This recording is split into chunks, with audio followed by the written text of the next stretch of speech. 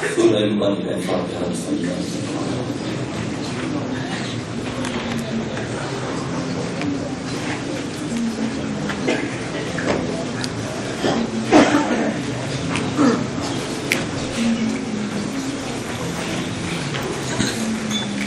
درود پڑھ کر اللہ پہ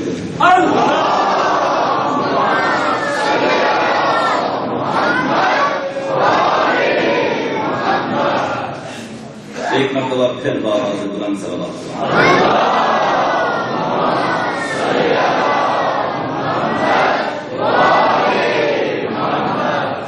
اعوذ باللہ من الشیطان اللعین الرجیم. بسم اللہ الرحمن الرحیم. الحمد للہ والصلاة والسلام علی اہلہا. اما بعد فقد قال اللہ سبحانہ وتعالی بسم اللہ الرحمن الرحیم. والشمس وضحاها والقمر اذا تلاها. صدق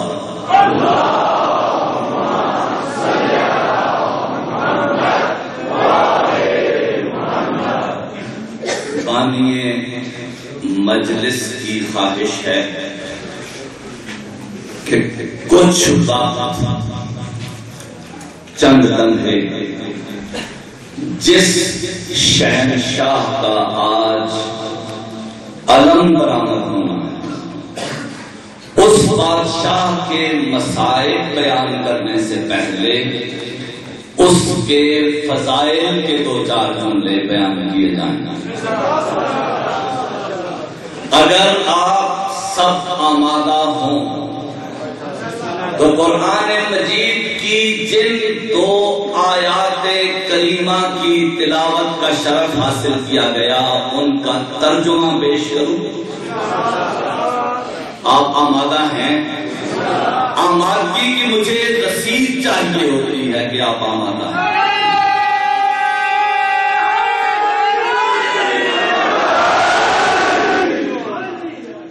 والشمس وضحاها. اللہ فرماتا ہے قسم ہے سورج کی اور اس کی روشنی.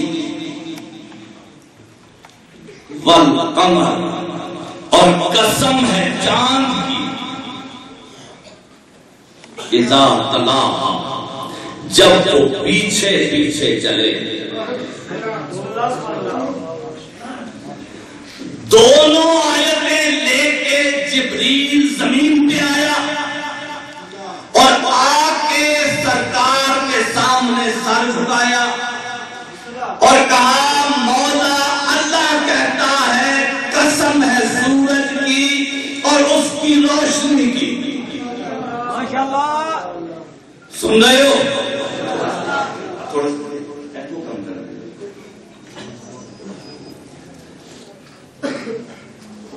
مولا اللہ کہتا ہے کہ قسم ہے سورج کی اور اس کی ذوفشانیوں کی اس کی روشنی کی قسم ہے. رسول نے نہیں پوچھا کہ اللہ کس سورج کی قسم کھا رہا ہے اور پوچھتا بھی کیوں. ایک بار اپنے بدن قدسی صفات پہ نگاہ دوڑائی. جبریل نے کہا مولا اللہ کہتا ہے قسم ہے چاند کی جو پیچھے پیچھے چلے. اب بھی رسول نے نہیں پوچھا کہ وہ کون سا چاند ہے. ایک لمحے کے لیے پیچھے مڑ کے دیکھا. علی ابن ابی طالب پیچھے پیچھے آ رہا تھا.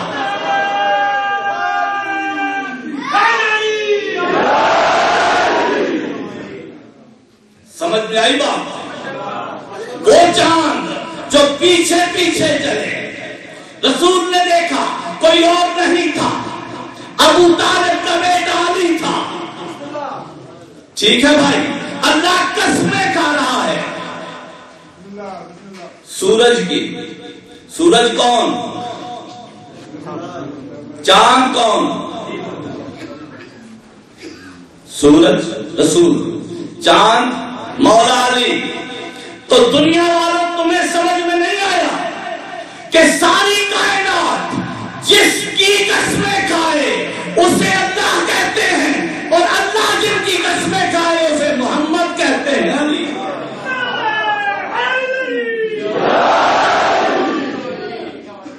اسے محمد اور علی کہتے ہیں جن کی اللہ قسمیں کھاتا ہے. اب یہاں پہ ایک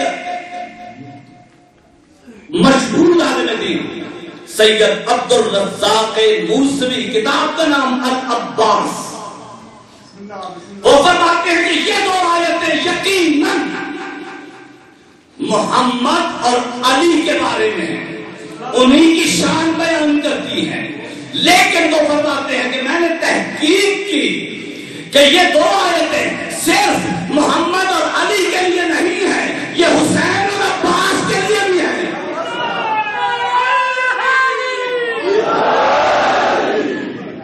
یہ حسین اور عباس کے لیے بھی ہیں. بہت سی علتیں بیان کرنے کے بعد وہ کہتے ہیں کہ دیکھو حسین آگے آگے ہے، عباس پیچھے پیچھے ہے. حسین 3 شعبان کو آیا، عباس 4 شعبان کو آیا.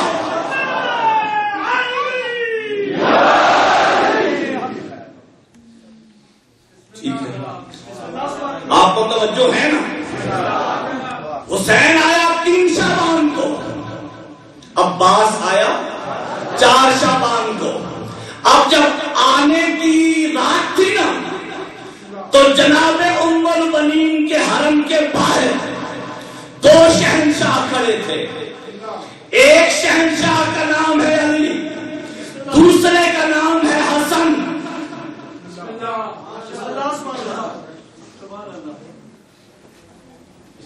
متوجہ ہو،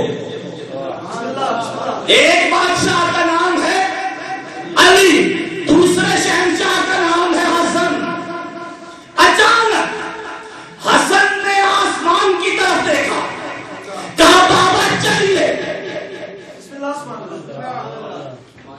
بابا چلیے.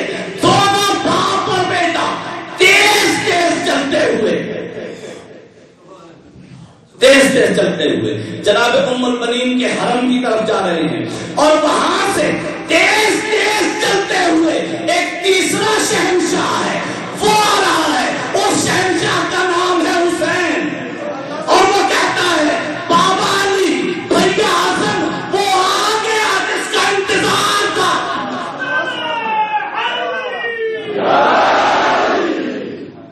وہ آ گیا جس کا انتظار تھا. اور لوگوں، تمہیں عباس اب بھی سمجھ میں نہیں آیا، عباس اب بھی سمجھ میں نہیں آیا کہ اللہ کی اتنی بڑی بڑی حجتیں جس شہنشاہ کا انتظار کرے اسے عباس کہتے ہیں. اتنی بڑی بڑی حجتیں سرکار امام زین العابدین علیہ الصلوۃ والسلام کا.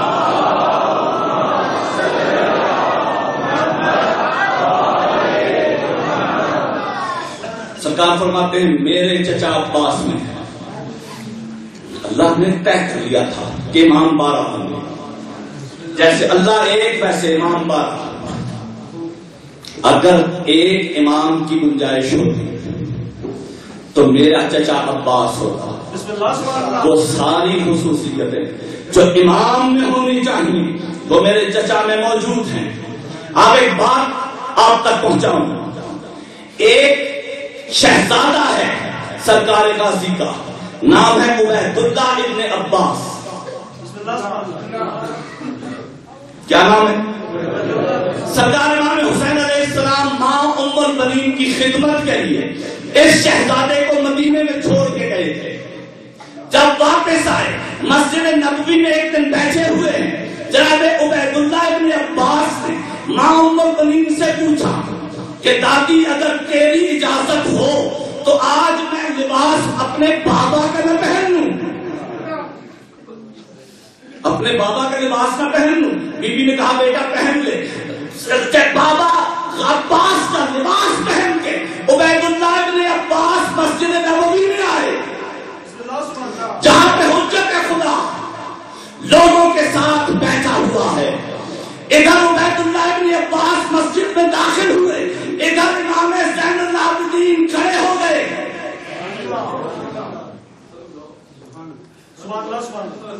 حجت خدا نے کھڑے ہو کے استقبال کیا.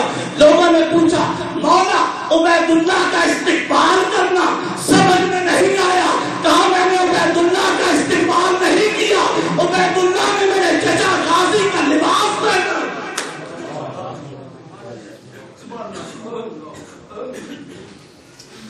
میرے چچا عباس کا لباس پہنا ہوا ہے، اس کے احترام میں آپ کی آنکھیں نم ہو گئی ہیں نا۔ ایک فکر اور سن لیں، ایک عالم ربانی اسد الہاشمی العراقی، انہوں نے کہیں ایک فکرہ لکھا کہ عباس وہ ہے جس کی کلائیوں میں ید اللہ رہتا ہے۔ عباس ایک دوسرے عالم دین نے پڑھا اور کہا کہ اگر یہ فکرہ ایسے ہوتا کہ عباس وہ ہے کہ جس کے دل میں علی رہتا ہے تو زیادہ مناسب ہوتا۔ اسد الہاشمی نے کہا کہ اے بندہ خدا، خدا تیرے علم میں اضافہ کرے اور مجھے تیرے علم سے استفادہ کرنے کی توفیق بھی عطا فرمائے، لیکن جو میں نے لکھا ہے وہ حق لکھا ہے، جو میں نے لکھا ہے وہ سچ لکھا ہے۔ عباس وہ ہے جس کی کلائیوں میں ید اللہ رہتا ہے، عباس کے دل میں تو حسین رہتا ہے، عباس کے دل میں تو حسین رہتا ہے۔ کبھی تو نے غور کیا کہ جب حضرت جعفر طیار کے بازو قلم ہو گئے تو علم ملا مولا علی کو، اب علی کے ہاتھوں میں علم آیا نا، ٹھیک ہے بھائی، علی کے ہاتھوں میں علم آ گیا۔ اب علی سے علم لینا کوئی آسان بات ہے؟ علی کے ہاتھ کوئی معمولی ہاتھ ہیں؟ علی کے ہاتھ کوئی معمولی ہاتھ تو نہیں ہے نا، لیکن عباس نے بابا سے علم لیا ہے یا نہیں؟ لیا ہے نا، اور اس کے بعد وہ علم عباس کے پاس رہا، کسی حجت خدا کے پاس بھی نہیں گیا۔ آج بھی جب علم لے کے نکلتے ہو تو کبھی کہا ہے یہ حسین کا علم ہے، غازی کا علم ہے۔ اسد ہاشمی کہتے ہیں کہ تجھے میں اس کا ایک راز بتاؤں کہ جب بیٹے کو علم دے رہا تھا نا، جب بیٹے کو علم دے رہا تھا تو سینے سے لگایا اور کہا عباس میرے نال یہ علم بھی تجھے دیا، یہ اللہ بھی تجھے دی۔ تو عباس علی کی طرح ید اللہ بھی ہے، اور یہی ہاتھ ہیں عباس کے۔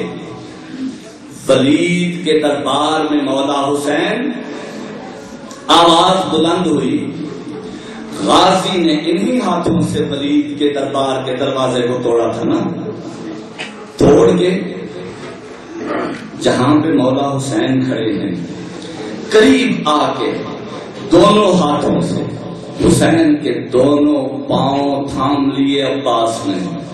مولا بتا کس نے گستاخی کی؟ مولا کس نے گستاخی کی؟ کہا عباس بھیا یہاں جنگ نہیں کرنی، ایک فکرے کے لیے آپ کو تیار کر رہا ہوں۔ عباس بھیا یہاں جنگ نہیں کرنی، مولا بتا دے کس نے گستاخی کی، مولا کس نے گستاخی کی؟ عباس بھیا جنگ نہیں کرنی، مولا بتا کس نے گستاخی کی۔ جب تیسری بار غازی نے پوچھا نا تو حسین نے ایک لمحے کے لیے کہا علی اکبر بیٹا ذرا قریب آنا۔ علی اکبر قریب آئے اور کہا بیٹا علی اکبر حرم میں جا اور جا کے سکینہ کو لے آ، اپنے چچا کو وہ لے کے جائے۔ ہاتھ گھبرا کے چھوڑ دیے، کہا ماں کی چادر کا واسطہ مجھے کچھ کرنے دیتا ہے یا نہیں، لیکن سکینہ کا نام دربار میں نہ لے، مولا سکینہ کا نام دربار میں نہ لے۔ عباس کے وہی ہاتھ مدینے کی زمین جہاں جہاں پہ بیویوں کے قدم پڑ رہے ہیں، عباس اس